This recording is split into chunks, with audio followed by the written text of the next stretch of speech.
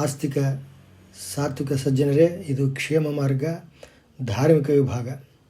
ಇಷ್ಟಾರ್ಥಗಳನ್ನು ಈಡೇರಿಸುವ ಶ್ರೀ ಸತ್ಯನಾರಾಯಣ ಪೂಜೆ ಮತ್ತು ಕಥೆಯ ಭಾಗ 3.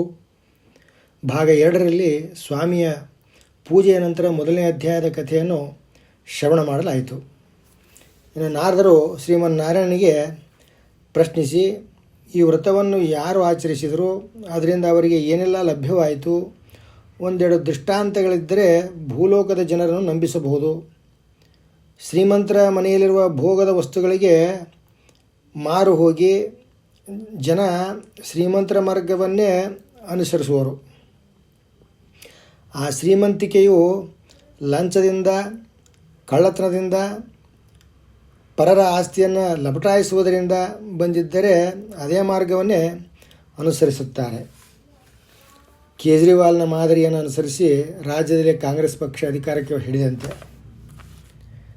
ಆದ್ದರಿಂದ ಒಂದೆರಡು ಉದಾಹರಣೆಗಳನ್ನು ತಿಳಿಸು ಅಂತ ಕೇಳಿದಾಗ ಶ್ರೀಮನ್ನಾರಾಯಣ ಹೇಳ್ತಾ ಇದ್ದಾನೆ, ಕಾಶಿ ಪಟ್ಟಣದಲ್ಲಿ ದಾರಿದ್ರ್ಯದಿಂದ ಪೀಡಿತನಾದ ಒಬ್ಬ ಬ್ರಾಹ್ಮಣನಿದ್ದನು.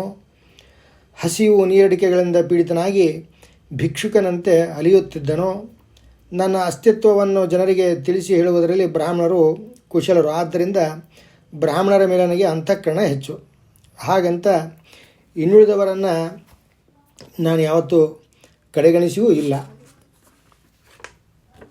ಆ ಬ್ರಾಹ್ಮಣನ ಮುಂದೆ ವಯೋವೃದ್ಧನ ವೇಷದಲ್ಲಿ ಪ್ರತ್ಯಕ್ಷನಾಗಿ, ಅಲ್ರಿ ಏನು ಸಮಾಚಾರ, ನೀವು ಬ್ರಾಹ್ಮಣ ವೃತ್ತಿಯನ್ನು ನಿರ್ವಹಿಸಿಕೊಂಡು ನಿಮ್ಮ ಕುಟುಂಬವನ್ನು ಸಲಹುವುದರ ಜೊತೆಗೆ ಸಮಾಜದಲ್ಲಿಯ ಎಲ್ಲ ವರ್ಗದ ಜನರು ಶಾಂತಿ ಮತ್ತು ನೆಮ್ಮದಿಯಿಂದ ಸಹಬಾಳ್ವೆ ನಡೆಸಲು ಪ್ರೇರಣೆ ನೀಡುವವರು. ನೀವೇ ಹೀಗೆ ದರಿದ್ರರಂತೆ, ಭಿಕ್ಷುಕರಂತೆ, ಎಲ್ಲೆಂದರಲ್ಲಿ ಗೊತ್ತು ಗುರಿ ನೆಲೆ ಇಲ್ಲದವರಂತೆ ಅಲೆ ಎತ್ತಿರುವುದು ಏಕೆ ಅಂತ ಪ್ರಶ್ನೆಯನ್ನು ಮಾಡಿದೆ. ಆಗ ಬ್ರಾಹ್ಮಣ, ಏನು ಮಾಡುವುದು ಸ್ವಾಮಿ, ಕಲಿಕಾಲ, ಬ್ರಾಹ್ಮಣರು ಯಾರಿಗೂ ಬೇಡ, ನಮಗೆ ಬೇರೆ ವೃತ್ತಿ ಗೊತ್ತಿಲ್ಲ, ಭಾಳ ದುಃಖಿತನಾಗಿದ್ದೇನೆ, ನನ್ನ ದುಃಖ ಪರಿಹಾರವಾಗುವ ಯಾವುದಾದ್ರೂ ಮಾರ್ಗ ಇದ್ದರೆ ಹೇಳಿ ಅಂತ ವಿನಂತಿಸಿದ. ಈಗಂತೂ ಬ್ರಾಹ್ಮಣರನ್ನು ಕಡೆಗಣಿಸುವವರ ಸಂಖ್ಯೆ ಮಿತಿ ಮೀರಿದೆ. ಶ್ರೀರಾಮನನ್ನು, ಶ್ರೀಕೃಷ್ಣನನ್ನು ಸುಳ್ಳೆಂದು ತೋರಿಸಿ ಬ್ರಾಹ್ಮಣರು ಇಲ್ಲದಂತೆ ಮಾಡಿಬಿಟ್ಟರೆ ಇಡೀ ವಿಶ್ವವೇ ತಮ್ಮ ಕೈಯಲ್ಲಿ ಅಂತ ಭಾವಿಸಿರುವ ಭಾರತದ ಶತ್ರು ರಾಷ್ಟ್ರಗಳು ಕಾರ್ಯಪ್ರವೃತ್ತವಾಗಿವೆ ಅನ್ನುವುದು ಬಹಿರಂಗವಾಗಿದೆ. ನಮ್ಮ ನೆಲದಲ್ಲಿ ಇರುವಂಥ ಸಮಾನ ಮನಸ್ಕರ ಸಹಾಯದಿಂದ ನಮಗೆ ಗೊತ್ತಿಲ್ಲದಂತೆ ಅನೇಕ ಕಾರ್ಯಚಟುವಟಿಕೆಗಳು ನಡೆಯುತ್ತಿವೆ. ಹೀಗಾಗಿ ಟ್ಯಾಲೆಂಟಿಗಿಂತಲೂ ಧರ್ಮ, ಜಾತಿ ಆಧಾರಿತ ಟೋಟಲ್ ವೋಟ್ ಲೆಕ್ಕಾಚಾರವೇ ಮುಖ್ಯವಾಗುತ್ತಿದೆ. ಜಾಣತನ ಎಲ್ಲ ಮತಪಂಥಗಳಲ್ಲಿಯೂ ಇದೆ, ಆದರೆ ಅದು ಯಾರಿಗೂ ಬೇಡ. ಮತಗಳಿಂದ ಅಧಿಕಾರ ಪ್ರಾಪ್ತಿ, ಆದ್ದರಿಂದ ಹೆಚ್ಚು ಸಂಖ್ಯೆಯುಳ್ಳ ಜನರಿಗೆ ಮಾತ್ರ ಸವಲತ್ತುಗಳು ಲಭ್ಯ.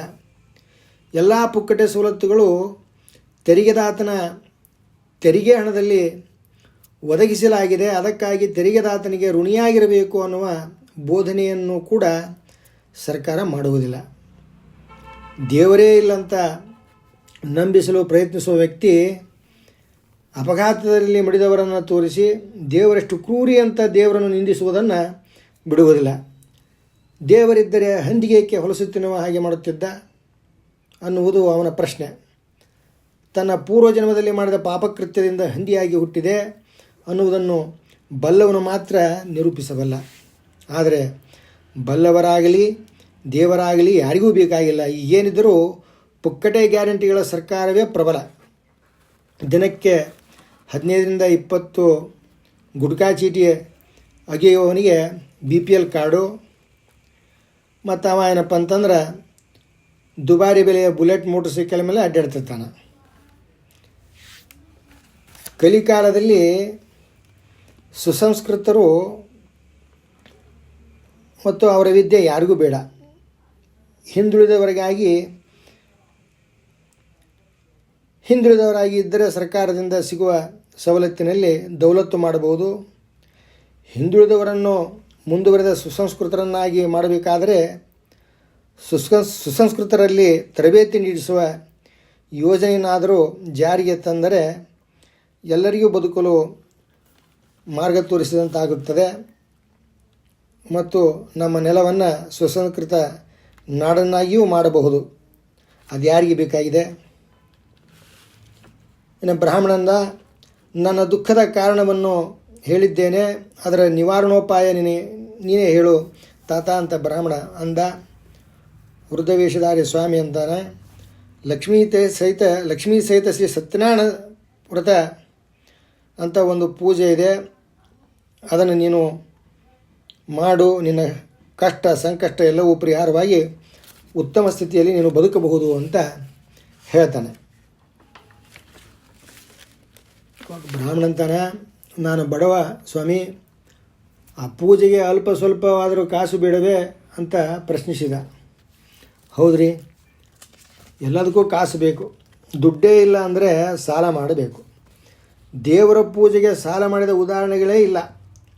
ಸ್ವಾಮಿ ನಿನ್ನ ಸೇವೆ ಮಾಡುವ ಬಯಕೆಯಾಗಿದೆ ಅಂತ ಅಂದುಕೊಂಡರೆ ಸಾಕು, ಅದೆಲ್ಲಿಂದಲಾದರೂ ಸ್ವಾಮಿ ಸೇವೆಗೆ ಪೂಜೆಗೆ ಬೇಕಾಗ್ತಕ್ಕಂಥ ಧನ ಸಂಗ್ರಹವಾಗುತ್ತದೆ. ಇನ್ನು ಬೇರೆ ಕಾರ್ಯಗಳಿಗೆ ಬೇಕಾಗುವ ಹಣಕ್ಕೆ ಸಾಲ ಮಾಡಲೇಬೇಕು. ಒಂದು ಮನೆಯ 2 ಮಕ್ಕಳು, ಇಬ್ಬರಲ್ಲೂ ದುಡ್ಡಿಲ್ಲ, ಸಾಲ ತಂದಾದರೂ ಬದುಕಲೇಬೇಕು. ಒಬ್ಬನಿಗೆ ಸಿಕ್ಕ ಸಾಲದಲ್ಲಿ hotel, cinema, bar, tour, lodge, gutka, ಮದ್ಯಪಾನಕ್ಕೆ ಎಲ್ಲ ಖರ್ಚಾಯಿತು. ಇನ್ನೊಬ್ಬನೂ ಸಾಲ ತಂದ ಸಾಲದ ಹಣದಲ್ಲಿ ಮಕ್ಕಳಿಗೆ ಉದ್ಯೋಗ ವ್ಯಾಪಾರ ಕಟ್ಟಿಕೊಂಡು ಬದುಕಲು ಸ್ವಲ್ಪ ವಿನಿಯೋಗಿಸಿದ. ಮಿಕ್ಕಿದ್ದರಲ್ಲಿ ಒಂದು ಸೂರಿರಲಿ ಅಂತ ಚಿಕ್ಕ ಮನೆಯನ್ನು ಕಟ್ಟಿಕೊಂಡ. ಉದ್ದೇಶ ಒಳ್ಳೆಯದಾಗಿತ್ತು. ಮಕ್ಕಳು ಉದ್ಯೋಗಸ್ಥರಾದರು, ಕಟ್ಟಿದ ಮನೆಯ ಸಾಲ ತೀರಿತು, ಮನೆ ಸ್ವಂತವಾಯಿತು. ಇದನ್ನೇ ಅಭಿವೃದ್ಧಿ ಅಂತೀವಿ. ಸಾಲ ತಂದು ಚೇಣಿ ಮಾಡಿ ಬೀದಿಗೆ ಬಂದವನಿಗೆ ಈ ಅಭಿವೃದ್ಧಿಯನ್ನು ಸಹಿಸಲಾಗಲಿಲ್ಲ. ಸಾಲ ಮಾಡಿ ಮನೆ ಕಟ್ಟಿದ್ದೇಕೆ ಅಂತ ಬಾಯ್ ಬಡ್ಕೊತ ಭಿಕ್ಷಾಪಾತ್ರೆ ಹಿಡ್ಕೊಂಡು ತಿರುಗೋದೇ ಅವನ ಪಾಲಿನ ಉದ್ಯೋಗ ಆಯಿತು. ಅಭಿವೃದ್ಧಿಗಾಗಿ ಸಾಲ ಮಾಡಿದವನನ್ನು ಪರವಾಗಿ ನಾವು ಮಾತಾಡ್ತಕ್ಕಂಥದ್ದೇ ಧರ್ಮ ಮಾರ್ಗ. ಅದೇನೇ ಇರಲಿ, ದೇವರ ಪೂಜೆಗೆ ಸಾಲ ಮಾಡಿದ ಉದಾಹರಣೆಗಳೇ ಇಲ್ಲ.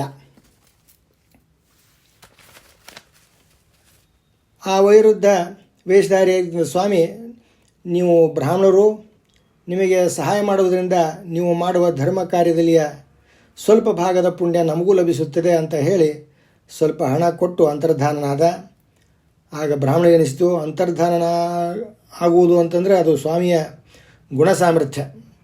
ಆ ಸ್ವಾಮಿಯೇ ನನಗಾಗಿ ಭೂಲೋಕಕ್ಕೆ ಬಂದು ಶ್ರೀ ಸತ್ಯನಾರಾಯಣನ ವ್ರತವನ್ನು ಮಾಡಲು ಸಲಹೆ ಕೊಟ್ಟಿದ್ದಾನೆ ಅಂತ ಸಂಭ್ರಮಿಸಿ ಸ್ವಾಮಿ ಕೊಟ್ಟಂತಹ ದ್ರವ್ಯದಲ್ಲಿ ಪೂಜಾ ಸಾಮಗ್ರಿ ತಂದು ಅಕ್ಕಪಕ್ಕದವರನ್ನು ಬಂಧು ಬಾಂಧವರನ್ನು ಆಹ್ವಾನಿಸಿ ಶ್ರೀ ಲಕ್ಷ್ಮೀ ಸಹಿತ ಸತ್ಯನಾರಾಯಣನ ಪೂಜೆಯನ್ನು ಸಾಂಗವಾಗಿ ನೆರವೇರಿಸಿದ. ನಾರದರೆ ಅದರಿಂದ ಬಂದ ಲಾಭವೇನು ಅಂತ ತಿಳಿದುಕೊಳ್ಳಿ. ಕಾಶಿಯ ಬ್ರಾಹ್ಮಣನ ಮನೆಯ ಮುಂದೆ ಆ ಪ್ರದೇಶದ ರಾಜನ ಮಂತ್ರಿಗಳು ಬರೋಣವಾಯಿತು ಮತ್ತು ಆ ಬ್ರಾಹ್ಮಣನನ್ನು ಅರಮನೆಗೆ ಕರೆದೊಯ್ದರು. ಅಲ್ಲಿ ರಾಜನು ಆ ಬ್ರಾಹ್ಮಣನನ್ನು ತನ್ನ ಮಂತ್ರಿಯನ್ನಾಗಿ ಮಾಡಿಕೊಳ್ಳುತ್ತಿರುವುದಾಗಿ ತಿಳಿಸಿದನು. ಅದರಂತೆ ಮಂತ್ರಿಯನ್ನು ಮಾಡಿದನು. ಅನ್ನ ಸಿಕ್ಕರೆ ಸಾಕಾಗಿತ್ತು, ಮಂತ್ರಿ ಪದವಿ ಸಿಕ್ತು. ಇದನ್ನೇ ಬಯಸದೇ ಬಂದ ಭಾಗ್ಯ ಅನ್ನೋದು. ಮತ್ತು ನಾರದರು ಮತ್ತೊಂದು ಪ್ರಶ್ನೆ ಮಾಡ್ತಾರೆ, ಮತ್ಯಾರಿಂದ ಈ ಸತ್ಯನಾರಾಯಣ ವ್ರತ ಆಚರಿಸಲ್ಪಟ್ಟಿತು, ಅವರಿಗೆ ಸಿಕ್ಕಂಥ ಫಲ ಏನು ಅಂತ ಕೇಳಿದಾಗ ಶ್ರೀಮನ್ನಾರಾಯಣ ಹೇಳ್ತಾನೆ, ಒಬ್ಬ ಕಟ್ಟಿಗೆ ಮಾರುವವನಿದ್ದ. ಅಡವಿಗೆ ಹೋಗಿ ಒಣ ಕಟ್ಟಿಗೆ ಸಂಗ್ರಹಿಸಿಕೊಂಡು ಊರೊಳಗೆ ಬಂದು ಅದನ್ನು ಮಾರಿದ ಹಣದಲ್ಲಿ ಅಕ್ಕಿ ಬೇಳೆ ಖರೀದಿಸಿ ಮನೆಗೆ ಹೋಗಿ ಅದರಿಂದ ಹೆಂಡತಿ ಮಾಡಿದ ಅಡುಗೆಯನ್ನು ಮಕ್ಕಳೊಂದಿಗೆ ಉಣ್ಣುವುದು ಅವನ ಜೀವನ ಕ್ರಮ. ನಾಳೆಗಾಗಿ ಸಂಗ್ರಹಿಸುವಷ್ಟು ಹೆಚ್ಚಿನ ಬೆಲೆಗೆ ಮಾರುತ್ತಿರಲಿಲ್ಲ ಕಟ್ಟಿಗೆಯನ್ನು. ಅಂಥವರನ್ನು ನಾನು ಮೆಚ್ಚುತ್ತೇನೆ. ಅಂಥವರನ್ನು ಶಕ್ತಿವಂತರನ್ನಾಗಿ ಮಾಡಿ ಅವರಿಂದ ಧರ್ಮ ಕಾರ್ಯವು ಜರುಗುವಂತೆ ಮಾಡುವುದು ನನ್ನ ಕರ್ತವ್ಯ. ಅದಕ್ಕಾಗಿ ಒಂದು ಉಪಾಯ ಮಾಡಿದೆ. ಅದೊಂದು ದಿನ ಅವನ ಕಟ್ಟಿಗೆ ಹೊರೆಯನ್ನು ಯಾರೂ ಖರೀದಿಸದಂತೆ ಮಾಡಿದೆ. ಭಗವಂತ ನಮಗೆ ಅನುಗ್ರಹ ಮಾಡುವಂಥ ಸಂದರ್ಭ ಅಂದರೆ ಭಾಳ ಕಷ್ಟ ಬರ್ತದಂತೆ. ಅಂಥ ಕಷ್ಟ ಇಲ್ಲಿ ಕಟ್ಟಿಗೆ ಮಾರನು ಬಂದಿತ್ತು.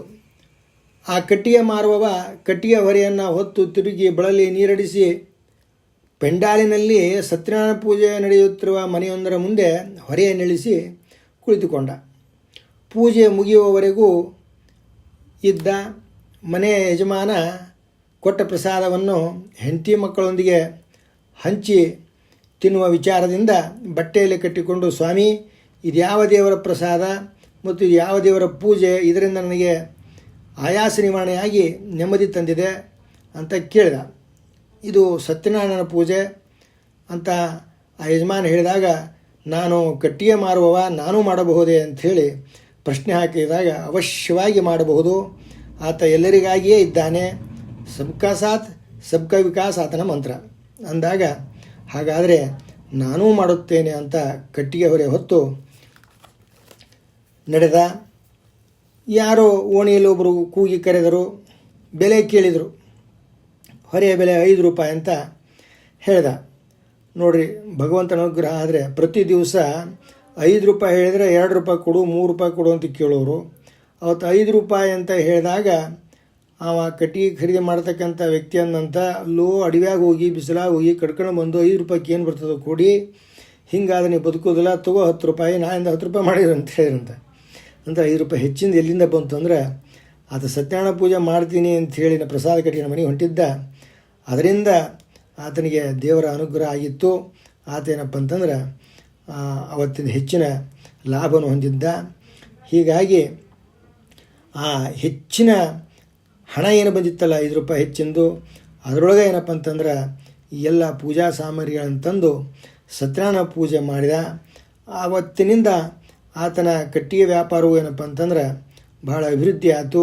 ಧರ್ಮದಿಂದ ಸಶಕ್ತನಾಗಿ ಬಾಳಿ ಒಂದು ದಿವಸ ಏನಪ್ಪ ಅಂತಂದ್ರೆ ಪುಷ್ಪಕ ವಿಮಾನವನ್ನು ಏರಿಕೊಂಡು ದಿವ್ಯ ಲೋಕಕ್ಕೆ ತೆರಳಿದ ಅಂತನಲ್ಲಿಗೆ ಶ್ರೀ ಸ್ಕಾಂದ ಪುರಾಣದಲ್ಲಿಯ ರೇವಾಖಂಡದ 2ನೇ ಅಧ್ಯಾಯ ಮುಗಿಯಿತು. ಕ್ಷೇಮವಾಗಿರಿ, ಸುರಕ್ಷಿತವಾಗಿರಿ.